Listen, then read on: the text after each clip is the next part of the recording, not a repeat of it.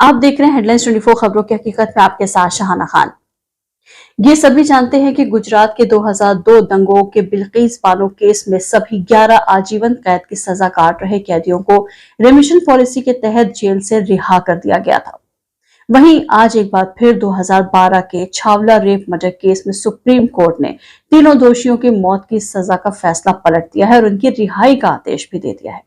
इस केस को दूसरा निर्भया केस कहा जाता है। सुप्रीम कोर्ट ने आज दिल्ली हाईकोर्ट के फैसले को रद्द कर दिया है। Justice Uday Umesh Lalit, justice S Ravindra Bhatt और जस्टिस बेला एम त्रिवेदी की बेंच ने यह फैसला सुनाया है।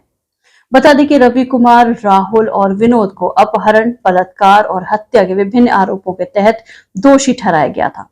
7 अप्रैल 2022 को सुप्रीम कोर्ट ने तीनों दोषियों की मौत पर फैसला सुरक्षित रखा था। सुप्रीम कोर्ट को तय करना था कि तीनों की मौत की सजा बरकरार रखी जाए या नहीं। Justice Uday Umesh Lalit, justice S Ravindra Bhatt और जस्टिस बेला एम त्रिवेदी की बेंच ने सभी पक्षों की सुनवाई के बाद फैसला सुरक्षित रखा था। दिल्ली पुलिस ने मौत की सजा कम करने की अर्जी का विरोध किया था। पुलिस की ओर से एएसजी ऐश्वर्या बाटी ने कहा कि ये अपराध सिर्फ पीड़िता के साथ नहीं बल्कि पूरे समाज के साथ हुआ है।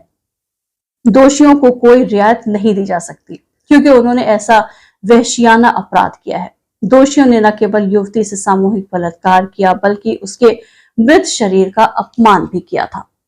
दिल्ली की द्वारका अदालत ने फरवरी 2014 में 3 लोगों को 2012 में 19 वर्षीय युवती के साथ बलात्कार और हत्या के लिए दोषी ठहराया था और मौत की सजा सुनाई थी। पीड़िता का शत-विशत शरीर हरियाणा के रेवाड़ी के एक खेत में मिला था।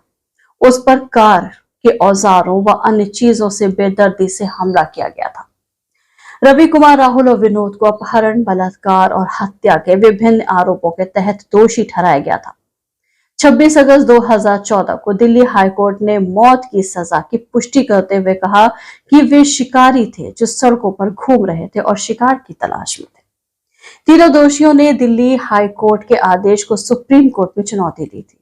इस बीच पीड़ित परिवार के दोषियों द्वारा किए गए अपराध के बारे में पीठ को सहायता प्रदान करने के लिए एक हस्तक्षेप आवेदन दायर किया था।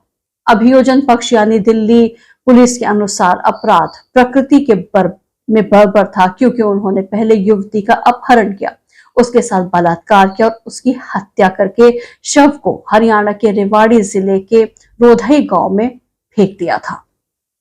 अभियोजन पक्ष ने कहा कि तीनों लोगों ने 9 फरवरी 2022 की रात कुतुब विहार इलाके में अपने घर के पास से एक कार में युवती का अपहरण कर लिया था जब वो काम से लौट रही थी। अभियोजन पक्ष ने कहा कि रवि कुमार ने अन्य 2 आरोपियों की मदद से अपराध को अंजाम दिया था क्योंकि लड़की ने रवि कुमार की दोस्ती के प्रस्ताव को ठुकरा दिया था, जिसकी सजा उस मासूम को दी गई।